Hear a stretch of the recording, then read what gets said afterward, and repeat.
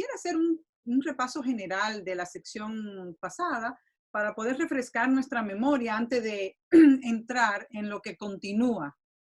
Así que, si me permiten, vamos a ver algunas cosas de importancia que se mencionaron la semana pasada y luego pues proseguimos con nuestro estudio avanzando a través de los otros tipos de salmo que encontramos dentro del Salterio. Pues la semana pasada vimos que nuestras Biblias registran 5 divisiones del Salterio. Vimos cada sección en cada una de nuestras Biblias y mencionamos que los eruditos judíos afirman que cada división del Salterio se corresponde con uno de los libros del Pentateuco. Así, por ejemplo, el primer libro, que va del 1 al 40 o al 41, se corresponde, por ejemplo, con Génesis. La segunda sección se corresponde con el segundo libro y así hasta llegar al quinto libro, pues, del Pentateuco, que son los primeros 5 libros de la Biblia. Y también que así como Moisés le dio esos 5 libros a los israelitas, que David también le dio 5 libros al pueblo de Israel, ¿verdad? Ellos encuentran que hay un paralelo entre esos 2 libros, los Salmos y su división con el Pentateuco, o los primeros 5 libros de nuestra Biblia, ¿verdad? Que escribió Moisés.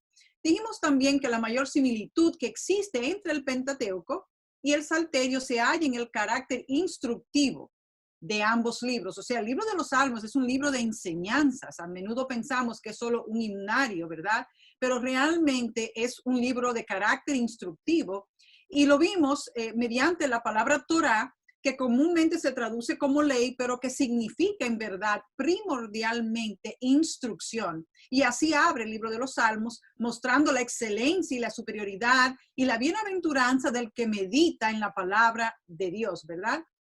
Y también vimos que los salmos están estructurados conforme al curso de la historia del pueblo de Israel, que están estrechamente conectados con la vida de David, porque él es el prototipo del Mesías, del rey esperado por Israel. También muestran el auge y la decadencia de la vida de David y en consecuencia la necesidad y la expectativa de un rey como David, pero mayor en grandeza y en poder, o sea, del rey mesiánico. Mencionamos que existen diferentes tipos o categorías de salmos, los cuales hemos ido conociendo y veremos en esta noche también a través del progreso de los sucesos en la vida de David, conjuntamente con el pueblo de Israel, al cual él pertenece y fue su rey, y que al hacerlo, el primer tipo de salmo que identificamos al estudiar su vida en el libro de Samuel, fueron los salmos de lamentación. Y dijimos que los salmos de lamentación, como bien ustedes han mencionado algunas cosas, dentro de las cosas que vemos en los salmos de lamentación es que hacen preguntas difíciles, ¿verdad? Preguntas como que ¿hasta cuándo? ¿Por qué Dios no contesta? ¿Se habrá olvidado Dios de mí? Y preguntas semejantes a estas que pues a menudo han llegado quizás a nuestra mente, a nuestro corazón. Así que habiendo dado ese repaso general, que vamos a proseguir con lo que tenemos para la noche de hoy, no sin antes, pues una vez más, ir delante del trono de Dios. Oremos. Amado Padre, te damos las gracias una vez más por este encuentro tan maravilloso que tú has propiciado, que en diferentes países, en diferentes lugares, oh Señor, a través de los medios y de la ciencia que tú le has provisto al hombre, nos podamos reunir como en un cuerpo alrededor de tu palabra. Gracias, Señor, porque ella nos instruye, porque ella nos alumbra, porque ella nos dirige, porque ella nos corrige y porque ella nos muestra el camino de salvación. Es nuestro deseo que en esta noche tu palabra una vez más nos enseñe, que tu Santo Espíritu pueda guiarnos y dirigirnos a toda verdad y que podamos salir una vez más edificadas de este lugar. Gracias, Señor, por la cita que nos hemos dado alrededor de ti y de tu palabra. Enriquécenos con la savia del conocimiento de ella. Favores que te pedimos en el dulce y bendito nombre de nuestro Señor Jesucristo. Amén y amén. Muy bien. ¿Está bien el volumen, hermanas? Perfecto, muy bien. Bueno, pues algo que nosotros notamos en los diferentes salmos y que sobresale aún en medio de los quejidos, de los salmos de lamentación, son las promesas de Dios. Están a lo largo de toda la palabra, pero de una manera prominente dentro del libro de los Salmos. Oh, hermanas, y yo no sé ustedes, pero ¿qué si no tuviéramos las promesas de Dios? Sobre todo en los momentos difíciles de nuestra vida, que es cuando más necesitamos el refrigerio y la seguridad que nos infunden las promesas de Dios, ¿verdad? Es como dice aquel viejo himno, todas las promesas del Señor Jesús son apoyo poderoso de mi fe, mientras luche aquí buscando de su luz, siempre en sus promesas confiaré. Grandes fieles, las promesas que el Señor Jesús me ha dado, grandes fieles en ellas, para siempre confiaré. Y fueron las promesas de Dios que sostuvo al pueblo de Israel, aunque una y otra vez fueron incrédulos y dudaron, ¿verdad? Así como nosotras, fueron las promesas del Señor que una y otra vez los encarriló, así como también al salmista David cuando estaba en medio de su dolor y de su sufrimiento. Así que el recordar que tenemos un Dios veraz, fiel e inmutable, o sea que no cambia, es fundamental para nuestra vida de fe y para nuestra relación con el Señor, tal como lo fue para David y los demás escritores y siervos del Señor. Las promesas traían consuelo y esperanza al corazón turbado de David, como al corazón turbado de los integrantes del pueblo de Israel, como también sucede con el corazón nuestro, porque les recordaban a David acerca del futuro glorioso, que el Dios que nunca cambia, y como dice Santiago 1:17, en el cual no hay tan siquiera sombra de variación, le había prometido. Él le había prometido un reinado que traería paz y prosperidad tal cual a nosotros, ¿verdad? Pero mayor aún, un reino que iba a cumplir todas las expectativas que él había prometido mediante sus promesas a su pueblo, al pueblo de Israel, un reino inconmovible, un reino sempiterno más allá del sol, ¿verdad? En el cual sería el verdadero rey, el Mesías redentor. Así que cuando estemos combatida, como dice el himno, por la adversidad y sientas ya perdida tu felicidad, cuenta las promesas que el Señor te dio para que al igual que David, tu corazón se llene de gozo y se llene de paz. Es increíble como los salmos, ¿verdad? Al ser la palabra misma, nos ministran. Así que lo cierto es que a pesar de las muchas luchas que sostuvo David, Dios le concedió muchas victorias sobre sus enemigos, a quienes él logró conquistar y sacar de su tierra. Así que el Salterio registra los momentos de júbilo que le produjo esto a David, no tan solo los momentos de lamentación en los que él fue perseguido y él sufría, sino también los momentos de júbilo donde conquistó a los enemigos y lo logró sacar de la tierra, y los registra en medio de cánticos y salmos de acción de gracias. Y vamos a ver algunos ejemplos para que nos podamos ir ubicando e identificando algunos de estos salmos y ver algunos ejemplos de ellos. Vamos a ir al Salmo 18. El Salmo 18. Y como ustedes vieron la semana pasada, yo me valí de 2 Biblias. Voy a hacer lo mismo esta semana para en algunas ocasiones. En esta ocasión voy a ir al libro de Segunda de Samuel, capítulo 22. Si vamos a Segunda de Samuel, capítulo 22, y me dan un segundo para llegar ahí, ¿verdad? Podrán notar que, bueno, no sé su Biblia, pero en esta otra que yo tengo, habla del cántico de liberación de David. Déjame ir en esta que tengo acá para ver cómo dice en esta Biblia. Segunda de Samuel, capítulo 22. Y en esta Biblia, que seguramente es como la de ustedes, dice, sí, lo mismo, cántico de liberación de David. Bueno, si ustedes notan, debajo del título del capítulo 22, entre paréntesis, al menos en mi Biblia, es una Biblia corriente, no es una de estudio, dice Salmo 18, ¿verdad? Entonces vemos que en el Salmo 18, como dice aquí, se registra la acción de gracias por la victoria que David obtuvo. También podemos ver el Salmo 30. Vamos a ir al Salmo 30. Y si vamos al Salmo 30, este Salmo dice acción de gracias por haber sido librado de la muerte, Bueno, si comparásemos con Primera de Crónicas, y no me voy a limitar a tratar de no leerlos todos porque si no se nos va el tiempo, porque como quieres bastante material, pero en Primera de Crónicas, capítulo 21, y pueden ir tomando nota y luego lo repasan, y también cuando se les mande ya sea el video o el audio, el Salmo 30 se corresponde con Primera de Crónicas, capítulo 21, los versículos del 18 al 22. 18 al 22, donde vemos aquí, ¿verdad? Vamos a encontrarlo. Y dice, y el ángel de Jehová ordenó a Gad que dijese a David que subiese y construyese un altar a Jehová en la era de Ornán Jebuseo. O sea, se está tratando acerca de cuando se ubicó y se compró el terreno donde edificar casa a Jehová.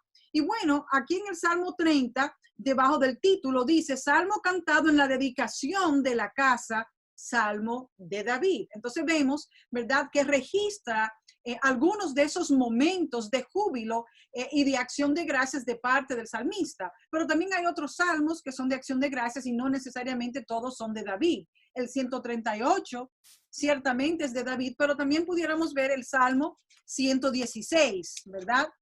Ciertamente, como les expliqué la semana pasada, hay salmos que combinan diferentes tipos de salmo y puede haber alabanza y puede haber lamentación, puede haber vindicación, puede haber arrepentimiento.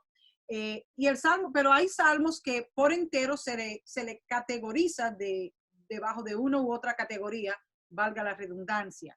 Y el Salmo 16 es uno de esos, acción de gracias por haber sido librado de la muerte. Como ustedes notan, aquí no se especifica el autor, ¿verdad? Y si vamos al Salmo 118, dice Salmo de acción de gracias por la salvación recibida de Jehová.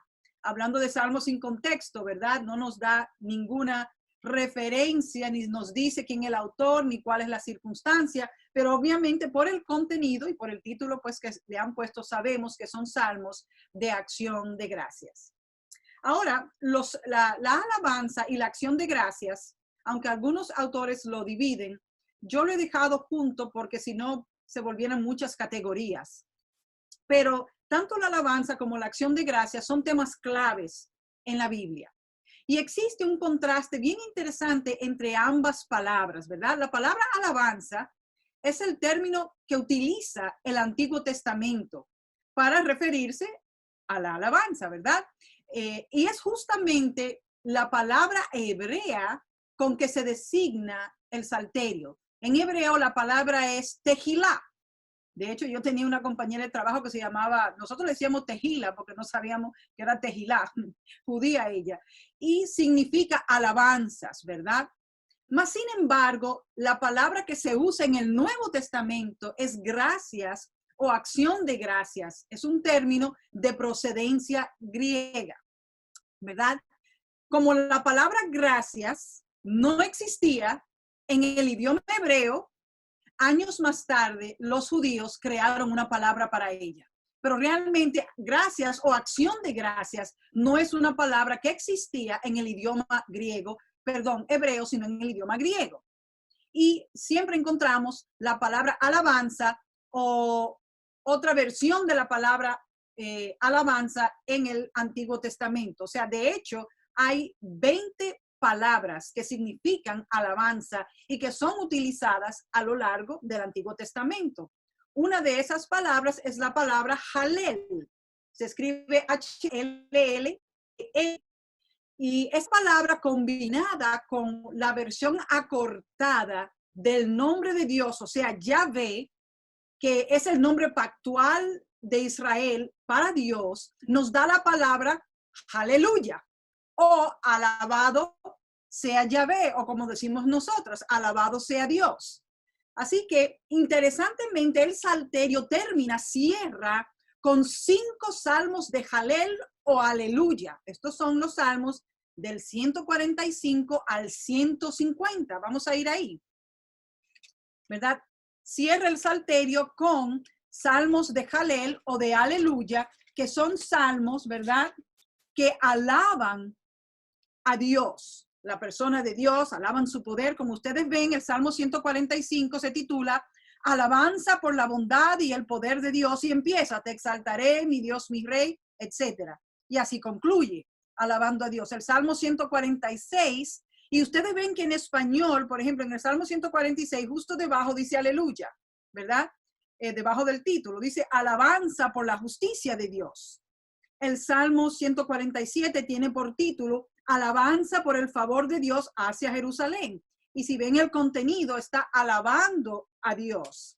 El Salmo 148 es exhortación a la creación para que alabe a Jehová.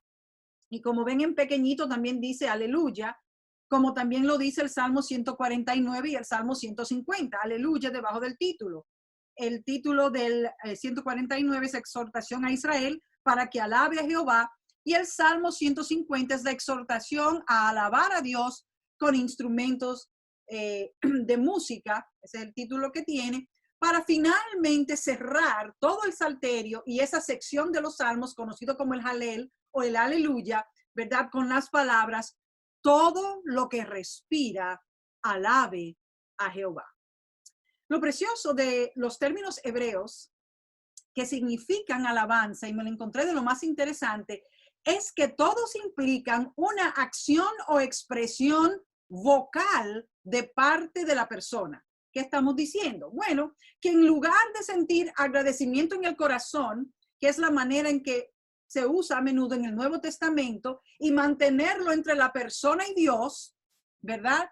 El judío entendía que la alabanza debía ser, por un lado, vocal y pública, y en segundo lugar, tenía que ser intensa y genuina. O sea que en lugar de decir gracias, Señor, o gracias te doy por esto o lo otro, de manera personal a Dios, ellos entendían que se lo tenían que contar el uno al otro, o sea, dar testimonio. Mira lo que Dios hizo, ¿verdad? Y lo anunciaban también en la congregación, lo que Dios había hecho por ellos. O sea, no era algo que se quedaba entre ellos y Dios. Ay, Dios me bendijo, gracias Dios mío, no. Era algo que se contaban el uno al otro, ¿verdad? Y yo me encontré que eso es realmente precioso, el poder dar testimonio de las maravillas de Dios, de los favores de Dios, de las bendiciones de Dios sobre nuestra vida. Y para el judío eso implicaba lo que es acción de gracias y no meramente algo entre el Señor y yo, ¿verdad? Sobre todo nosotros hoy día que tenemos un cristianismo tan individualizado. Si vamos, por ejemplo, al Salmo 9, vamos en nuestras Biblias al Salmo 9, dice el versículo primero, te alabaré, oh Jehová, con todo mi corazón, contaré todas tus maravillas. O sea, lo voy a comunicar a otros. Y dice el versículo 14 de ese mismo salmo, para que cuente yo todas tus alabanzas en las puertas de la hija de Sión y me goce en tu salvación. Dice el Salmo 22, vamos al Salmo 22, versículo 22, anunciaré tu nombre a mis hermanos, en medio de la congregación te alabaré, ¿verdad?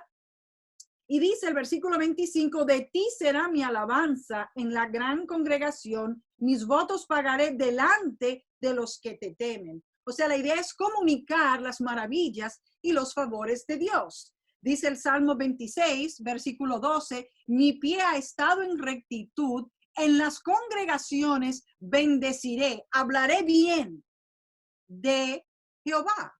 El Salmo, por ejemplo, 30, el Salmo 30, versículo 12 dice, por tanto, a ti cantaré gloria mía y no estaré callado. Jehová, Dios mío, te alabaré para siempre. Si vamos al 35, ¿verdad? Salmo 35, versículo 18 dice, te confesaré en grande congregación, te alabaré entre numeroso pueblo. Y así hay más salmos. Puedo citarle algunos más que no vamos a buscar, como el Salmo 40, versículos 9 y 10, el Salmo 124 y los Salmos 134 al 136. Son algunos ejemplos más que por razones de tiempo no vamos a ver. Pero la verdad es que David era tan humano como tú y como yo. A mí me pasa que a veces uno idealiza, ¿verdad?, a los personajes bíblicos. Y pensamos que eran superhombres, supermujeres, y no que eran personas de carne y hueso como tú y como yo. Pues David era una persona bastante humana y quizás con más defectos que muchas de nosotras, ¿verdad? y peor aún, estaba a la luz pública, ¿verdad? Era un personaje público. Y en ocasiones sufrió mucho y fue perseguido, a veces por causa de la maldad de otros, pero a veces por causa de su propio pecado, ¿verdad? De ahí es que él escribe los salmos imprecatorios o de vindicación.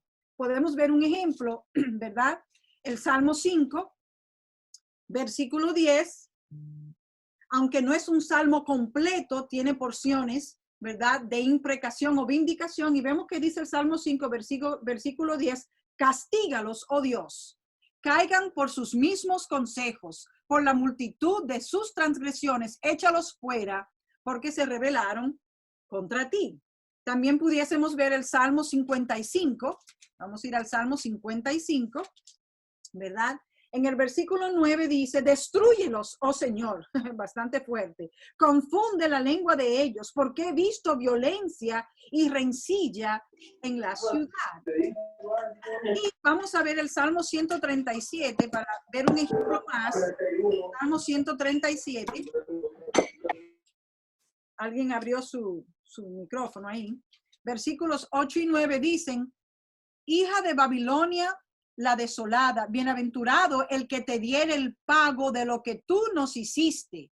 Dichoso el que tomare y estrellare tus niños. Wow. Contra la peña. Eso está bastante fuerte. ¿Verdad que sí? Bastante fuerte. Pero sí tenemos salmos que son completamente imprecatorios. Vamos a ir al Salmo 7. ¿Verdad? El título del Salmo 7 nos dice plegaria pidiendo vindicación. ¿Verdad? El pago, retribución de parte de Dios, castigo. Podemos ver el Salmo 35, se titula plegaria pidiendo ser librados de los enemigos y empieza él, disputa, oh Jehová, con los que contra mí contienden, pelea contra los que me combaten, echa mano al escudo y al pavés y ahí se desarrolla, ¿verdad? Todo el tema. Podemos también ver el Salmo 69, para mencionar otro más, el Salmo 69, un grito de angustia, ¿verdad? Y cuando vemos aquí en el desarrollo del Salmo, vemos que él pide también, ¿verdad?, vindicación de parte de Dios, como también en el Salmo 109. Pero bueno, en otras ocasiones, él sufría no porque lo que le habían hecho otros, o sea, como por ejemplo en el caso de Saúl, que lo perseguía para darle muerte simplemente porque tenía celos de David. ¿Verdad? Después que mató al gigante Goliat y que cantaron aquella canción que David mató a los 10,000 y él a los 1,000, se encendió su ira y su furor contra David y fue perseguido para darle muerte, por lo que David pasó un buen tiempo huyendo, escondiéndose en cuevas para poder salvar su vida, ¿verdad? Y en otras ocasiones, él sufrió porque no actuó a la altura de su llamado, sino que pecó vilmente, como lo hacemos tú y yo a menudo, que no actuamos a la altura del llamado nuestro como cristiana, como hijas de Dios. ¿Y qué pasa? Luego tenemos que sufrir las consecuencias de eso, ¿verdad? Pero apesadumbrado luego por su pecado, lo que estaba sufriendo, él cuestionaba su unción y pensaba si su llamado aún seguiría en efecto de parte de Dios. Se preguntaba, ¿significa esto que ahora Dios está lejos de mí? ¿Tomaría Dios venganza a causa de mis pecados? Como dice la gente, Dios te va a castigar. Bueno, sí, Dios es fuego consumidor, pero Dios nos disciplina para bien, no para destrucción, que es lo que a menudo, lastimosamente, muchas personas malinterpretan con el castigo que viene de parte de Dios. Es una vara correctiva para ponernos de nuevo en el buen camino. Pero sí, esa mano suele ser dura a veces, ¿verdad? Tanto que el mismo salmista decía que prefería estar un día en las manos de Dios y no 3 en mano de los hombres, porque Jehová tendría misericordia, pero los hombres somos inmisericordias. Así que a raíz de estos sufrimientos, ¿verdad? David compuso salmos que se llaman también de arrepentimiento o penitenciales.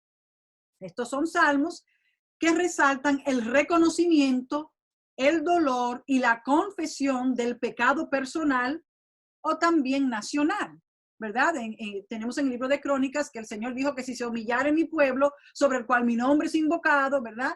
Entonces, a veces habían pecados nacionales. De hecho, hay un día que se llama Yom Kippur, que tiene que ver con eso para el pueblo judío, ¿verdad? Entonces, esos son salmos de arrepentimiento o penitenciales, donde se producía un profundo dolor por el reconocimiento real y genuino del pecado en nuestra vida, y luego venía la confesión, ¿verdad? Buscando el perdón de Dios, no como nosotros que pecamos y así se quedó y seguimos hacia adelante y queremos seguir gozando del favor de Dios sin hacer restitución, sin hacer confesión delante de Dios. Y existen 7 salmos que son comúnmente reconocidos como los salmos de arrepentimiento o penitenciales, que son el 6, el 32, el 38, el 51, el 102, el 130 y el 143. Pero de esos son de la autoría de David, el Salmo 6, como ustedes podrán constatar en su Biblia, el Salmo 32, que fue escrito después del Salmo 51, ¿verdad? Ahí él expresa la dicha del perdón luego que Dios lo perdonó por el pecado que él cometió en el Salmo 51 con Betsabé. Si se acuerdan de esa historia que es bastante conocida, ¿verdad? De hecho, es el salmo de arrepentimiento penitencial más conocido entre los otros que están ahí.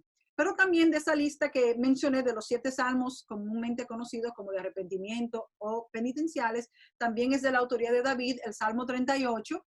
Ya mencionamos el 51, que si buscamos en 2 de Samuel 11, ahí cuenta la historia, ¿verdad? Que produjo ese salmo, que fue cuando David mandó a poner a Urías, el esposo de Betsabé, después que la vio en el terrado bañándose desnuda, en el frente de la batalla, y luego la tomó por mujer, ¿verdad? Y también el Salmo 143. Todos son conocidos como salmos de arrepentimiento o penitenciales. Y claro, cuando Dios veía el arrepentimiento genuino del corazón de David como de sus siervos, él lo perdonaba y lo restauraba a su posición de prominencia como rey, ¿verdad? Y estando ya perdonado y regocijado por las misericordias de Dios, entonces luego David lo alababa y escribía salmos de alabanza. Vamos a ver alguno de ellos. Podemos ir al Salmo 8. Salmo 8. Me fui para Job. Ok, Salmo 8.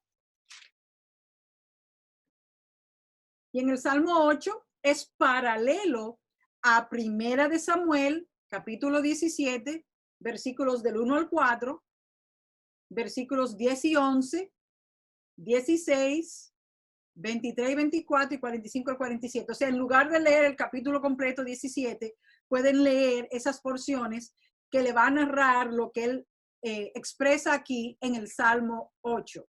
Pero también el Salmo 18, vamos a ir al Salmo 18, dice acción de gracias por la victoria. Y si ustedes notan en su Biblia, en paréntesis justo debajo, le cita 2 de Samuel capítulo 22. Ahí está la historia que dio origen al Salmo 18, un salmo donde él da gracia por la victoria. Te amo, oh Jehová, fortaleza mía. Jehová, roca mía y castillo mío y mi libertador. Dios mío, fortaleza mía, en él confiaré, mi escudo y la fuerza de mi salvación, mi alto refugio. Invocaré a Jehová, quien es digno de ser alabado, y seré salvo de mis enemigos. Y luego él narra la circunstancia en las que él se encontraba, y como dice aquí en el versículo 16, envió desde lo alto, me tomó, me sacó de las muchas aguas, me libró de mi poderoso enemigo y de los que me aborrecían, pues eran más fuertes que yo. Me asaltaron en el día de mi quebranto, mas Jehová fue mi apoyo. Me sacó a lugar espacioso, me libró, porque se agradó de mí. Entonces vemos que aquí él va relatando lo que ocurrió. Lo podemos comparar con Segunda de Samuel, capítulo 22, y vemos aquí un salmo donde él eleva alabanza y acción de gracias a Dios por causa de haber sido librado y por la victoria que le dio. Pero también podemos ver el Salmo 34. Y el Salmo 34 es paralelo a Primera de Samuel, capítulo 21, los versículos del 10 al 15, ¿verdad? Como dice aquí, es el Salmo de David cuando se hizo como loco, cuando mudó su semblante delante de Abimelech y él lo echó y se fue.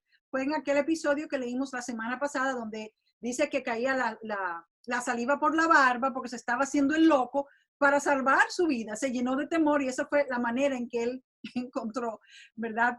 Y bueno, el Señor, claro, lo salvó de esa, ¿verdad? Pero también hay otros salmos, como el Salmo 113. Salmo 113. Vamos a llegar hasta allí, ¿verdad? Que es un salmo de alabanza. No dice quién es el autor, pero vemos allí la palabra aleluya. Y cuando leemos el salmo nos damos cuenta que es un salmo de alabanza. Alabad, siervos de Jehová, alabad el nombre de Jehová, sea el nombre de Jehová bendito desde ahora y para siempre. Y así continúa el salmo, ¿verdad?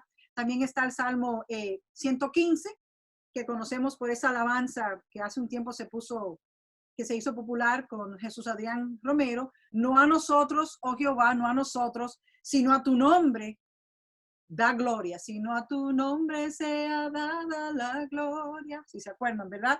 Entonces es un salmo también de alabanza. Y como ya mencionamos, los salmos del 145 hasta el Salmo 150 son conocidos como salmos Gilel o de aleluya, porque son salmos que todo su contenido es de alabanza a Dios. Sin embargo, es importante decir, como ya hemos mencionado y ustedes han notado, que los salmos no fueron todos escritos por David. Él no fue el único escritor de ellos. Él sí apartó y entrenó a algunos de los levitas para que ellos también pudieran escribir. Si vamos a Primera de Crónicas, capítulo 23, vamos a buscarlo porque lo vamos a leer. Los demás que hemos citado en Samuel no lo hemos leído, no solo por razón de tiempo, sino porque vimos mucho de esa cita la semana pasada. Pero vamos a ir a Primera de Crónicas, capítulo 23. Dice los versículos del 1 al 5, siendo pues David ya viejo y lleno de días, hizo a Salomón su hijo rey sobre Israel. Y juntando a todos los principales de Israel y a los sacerdotes y levitas, fueron contados los levitas de 30 años arriba, y fue el número de ellos por sus cabezas, contados uno por uno, 38,000. De estos, 24,000 para dirigir la obra de la casa de Jehová, y 6,000 para gobernadores y jueces.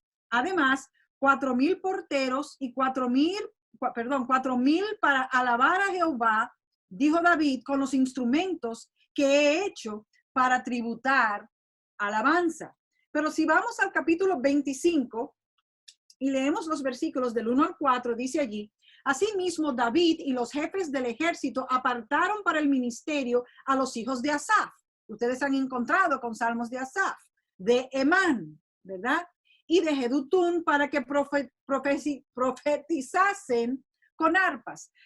Profetizar no siempre en la Biblia es sinónimo de decir el futuro, sino de predicar, de enseñar, ¿ok?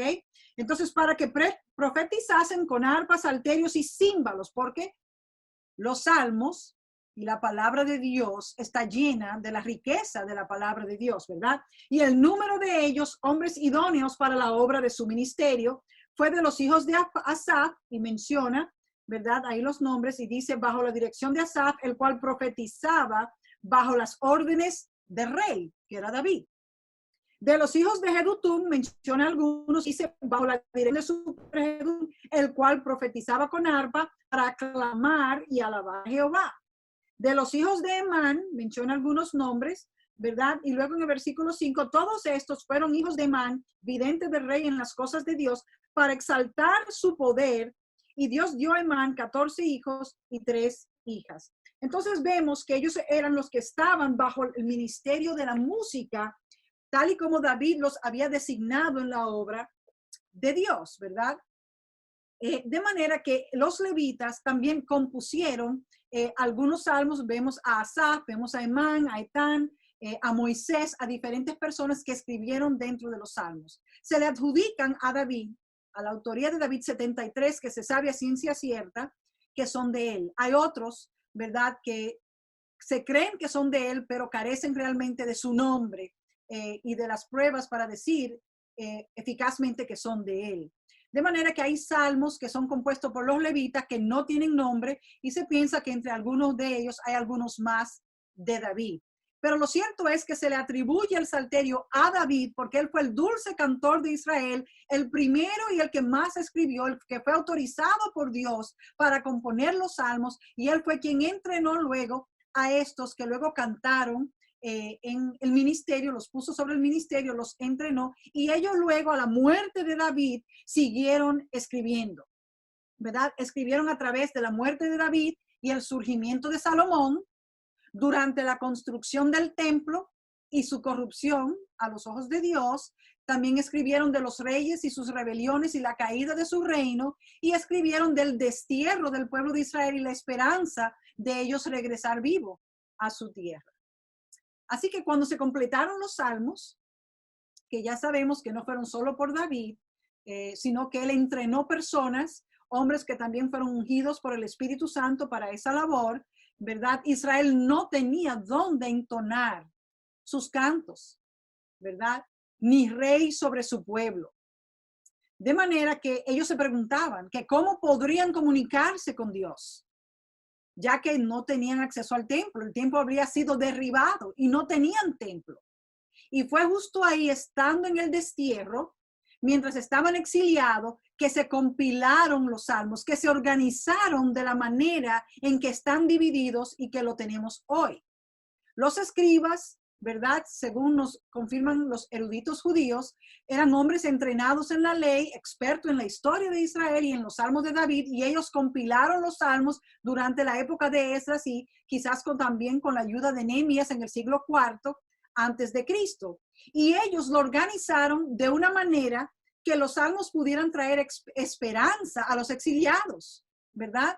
Y los estructuraron estratégicamente de modo que pudieran avivar la fe del pueblo de Israel y su confianza, ¿verdad? En medio de la turbación y la confusión que ellos estaban viviendo, el pueblo escogido, en el exilio, sin templo, había sido destruido. ¿Cómo me hago ahora? ¿Cómo me comunico con Dios? Entonces, ahí es donde se compilan los salmos y se pone estratégicamente en el orden que tenemos hoy. Así que la idea de los levitas fue organizar los salmos con el propósito de que el pueblo presente y subsiguiente, ¿verdad?, que iban haciendo hasta nosotros hoy, pudiera conocer y repetir la historia de David en los salmos, a fin de que ellos pudieran renovar y mantener vivas sus expectativas acerca de la fidelidad de Dios, de la provisión de Dios, de la provisión de un rey como David. Ese rey que sería la respuesta a cada una de las oraciones que justamente encontramos en los salmos y que les enseñarían a ellos a elevarlas a Dios.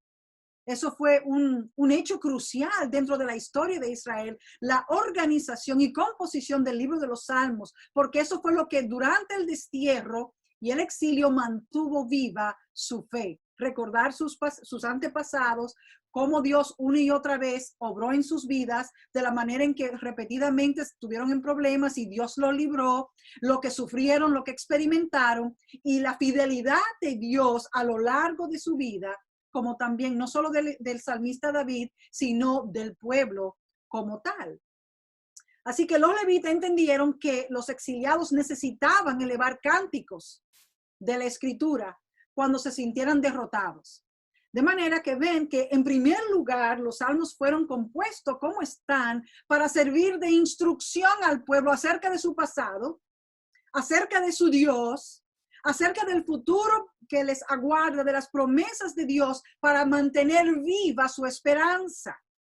Entonces, en primer lugar, fue un manual de instrucción. En segundo lugar, fue un manual de oración para ayudarles a poder expresar sus sentimientos, porque ellos iban a atravesar un sinfín de sentimientos y de circunstancias en la vida y tenían que saber cómo canalizarlas tal y como nosotras hoy. Hermanas, no hay nada nuevo debajo del sol, ¿verdad? El enojo no es nuevo, la ira no es nueva, la desesperanza no es nueva, y muchas de las circunstancias que ellos sufrieron, que sufrió el pueblo de Israel, aunque bajo diferentes circunstancias hoy nosotros las sufrimos.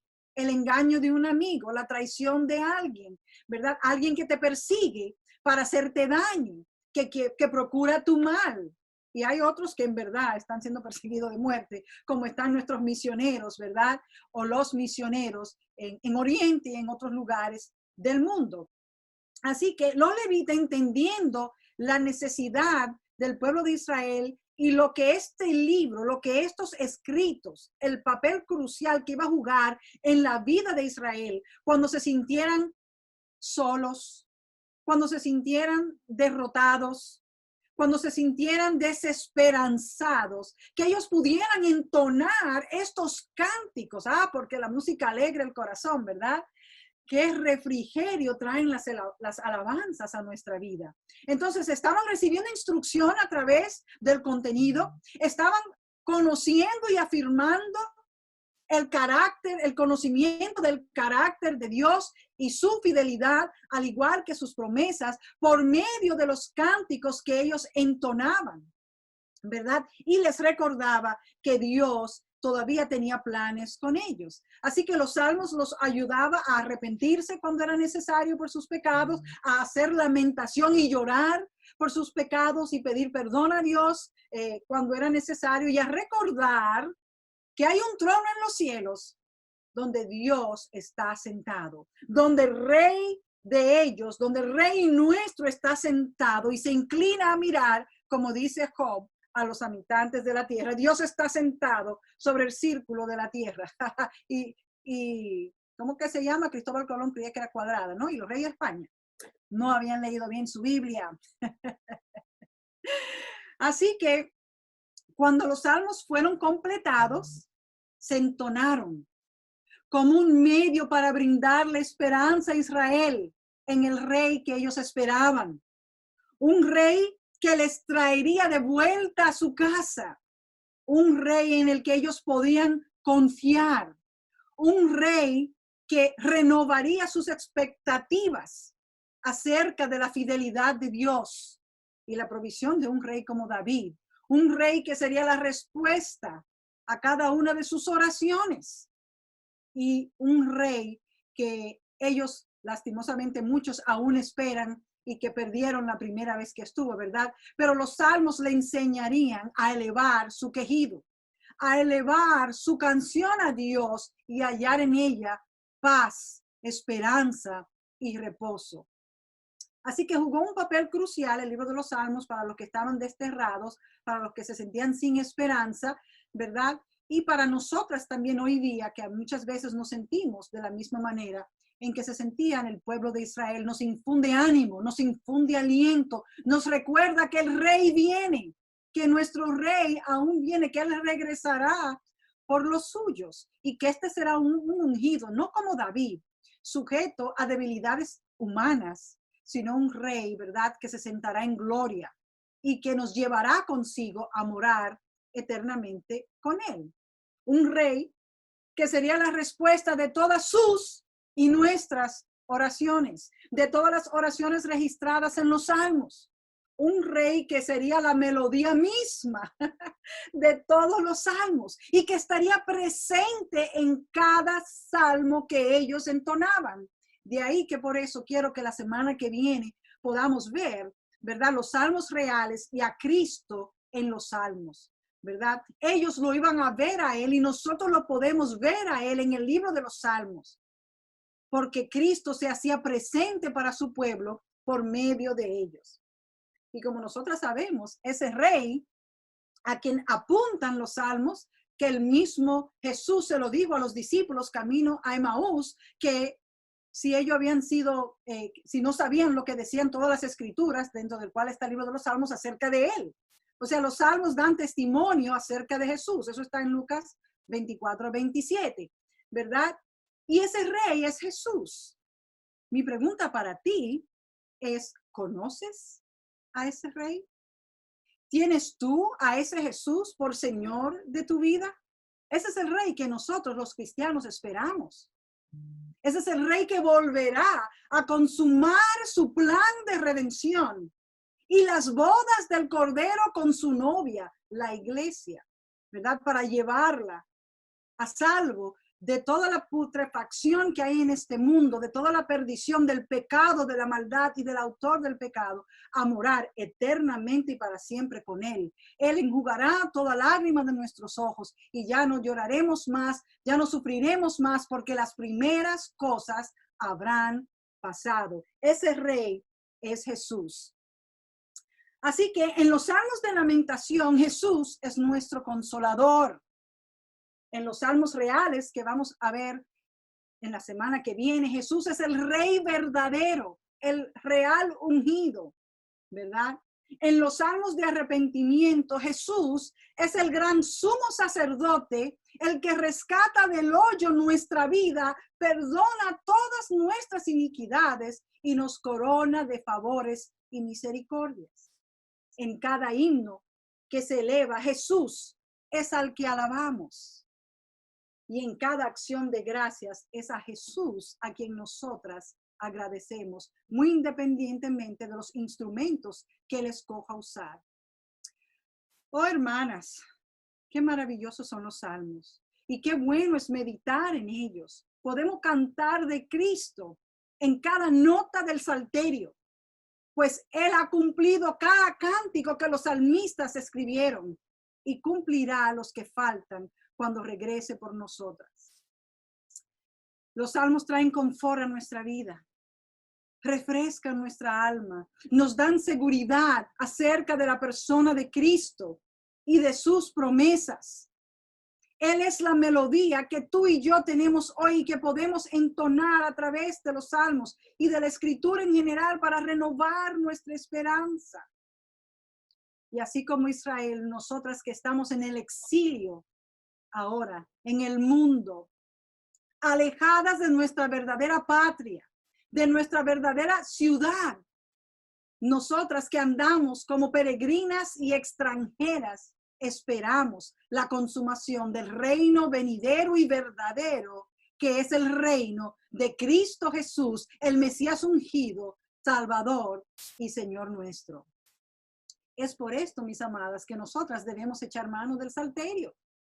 Debemos estudiarlo, debemos orarlo, debemos cantarlo, debemos internalizarlos y meditar en lo que Cristo ha realizado por cada una de nosotras a través de su obra en el Calvario y la proclamación del Evangelio. En la medida que nosotros leamos la palabra y sobre todo el libro de los Salmos, nuestra perspectiva será cambiada y nuestra experiencia renovada. Porque Cristo habrá irrumpido en medio de nuestra vida, en medio de nuestra circunstancia, en medio de nuestro problema. Él es el Rey amado del cielo, a quien tú y yo esperamos. Y Él cumplirá cada letra del salterio de David. Él le dará su fiel cumplimiento. Así que como han podido ver, con esta breve explicación, existe una progresión dentro del libro de los Salmos, una progresión en el desarrollo de la historia del pueblo de Israel, una progresión acerca de la vida de David y también una progresión que veremos más de lleno la semana que viene en la historia de la redención. Todo eso lo vemos en el libro de los Salmos.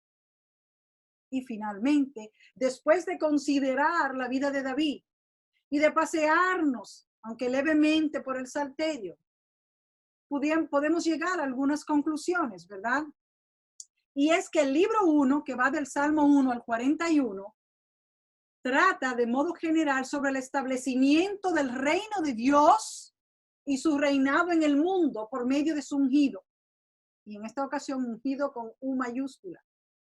Porque David solo fue un modelo que a pesar de su grandeza fue deficiente, ¿verdad? El libro 2, que abarca del Salmo 42 al 72, del 42 nos muestra 72.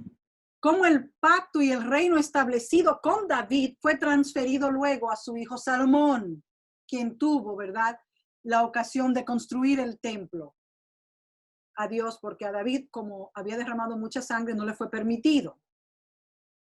Luego en el libro 3, que abarca de los Salmos 73 al 89, Si leemos los salmos allí, notaremos que se presenta una crisis severa de la cual surgen muchas preguntas. Vamos a hacerle algo acá. De la cual surgen muchas preguntas. Preguntas como las que vimos al inicio, preguntas de índole existencial. Porque parecía que el plan de Dios había fallado y que ya sus promesas no se cumplirían. Podemos ir al Salmo 86. Vamos a ir al Salmo 86. Salmo 86. A ver si es este. No, el Salmo 88. Dice el versículo 10. No, 88, 89. Se me ha perdido el versículo, pero es el versículo donde él preguntaba, ¿dónde están tus antiguas misericordias? ¿Te habrás olvidado de ellas? Déjame ver si lo veo. 87.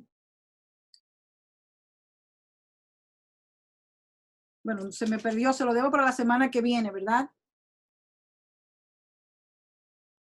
Se lo debo para la semana que viene y le pido excusa, pero se me perdió el 89, 49, creo. Ajá. Ah, ahí mismo. Gracias, mi hermana. Señor, ¿dónde están tus antiguas misericordias que juraste a David por tu verdad? Señor, acuérdate del oprobio de tus siervos, oprobio de muchos pueblos que llevo en mi seno. Porque tus enemigos, oh Jehová, han deshonrado.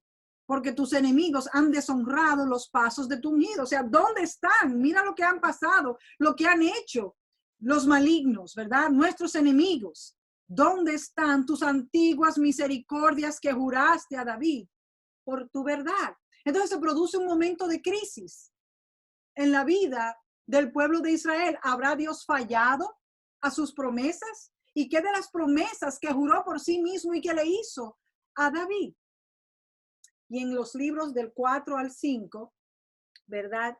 Les enseñaba al pueblo de Israel y nos enseña a nosotras cómo vivir por fe durante la ausencia del rey mesiánico.